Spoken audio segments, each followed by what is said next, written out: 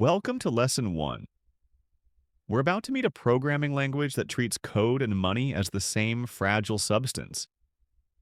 Move was invented in 2019 inside Facebook's Diem project to eliminate bugs that quietly lose tokens or duplicate them.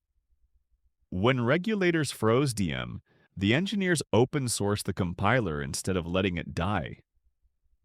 Independent teams, Mistin Labs and Aptos Labs, forked the code, built their own high-throughput blockchains, and today Move protects hundreds of millions in total value.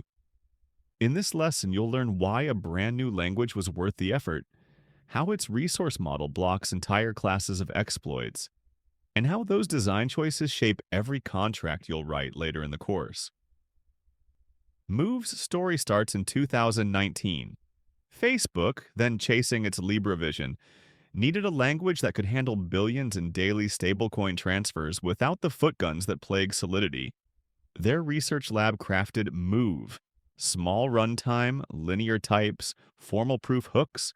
Diem dissolved, but the code was simply too good to shelve.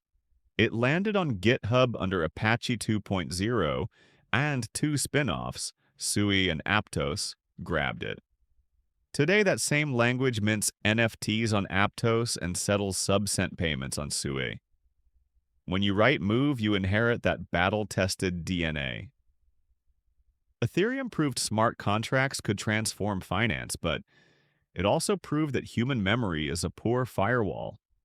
The DAO parity multisig, wormhole, over $10 billion lost because Solidity lets any variable be copied, re-entered, or dropped, unless the dev remembers dozens of patterns.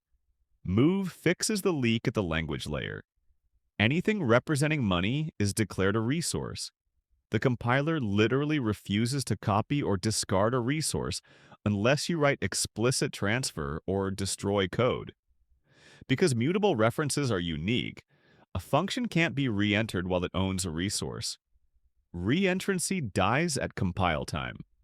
Whole exploit classes disappear, turning frantic audits into checklist confirmations. Picture a concert ticket, one owner, one seat, can't photocopy it. Move models digital value the same way. A resource knows its owner. It can be moved or destroyed but never cloned. Function signatures must spell out whether they take ownership, lend a mutable borrow, or merely read.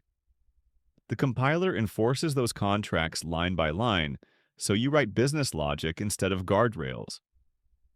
Need absolute certainty? The Move prover attaches mathematical statements. Total supply never exceeds 1 million, and proves them across every execution path before validators ever see your bytecode. Claims matter only if mainnet agrees. Since their 2023 launches, SUI and Aptos have processed millions of transactions without a single 9-figure exploit.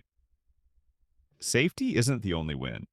Move bytecode is compact, and SUI's object model finalizes non-conflicting writes in parallel, so a simple transfer settles in under a second for fractions of a cent. Suddenly, micropayments, loyalty programs, and real-time games make economic sense. Use cases that would drown in gas on chains where a single transaction costs dollars.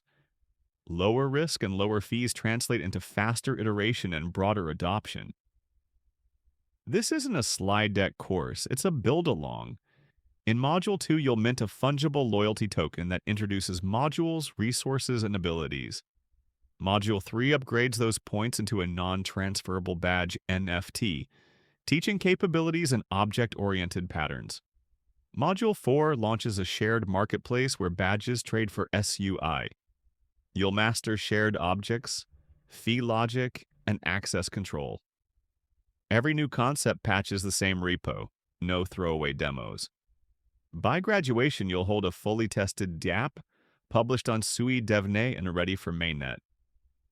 Here's your first compile. A module is the smallest deployable unit. Everything lives inside one. We import std.string, define a public greet function that returns a plain UTF-8 string. No resources, no gas, just a sanity check. Open a terminal, run SUI move build. you should see a green finished and a bytecode bundle under build slash. That confirms your Rust toolchain, SUI CLI, and VS Code extension are wired correctly.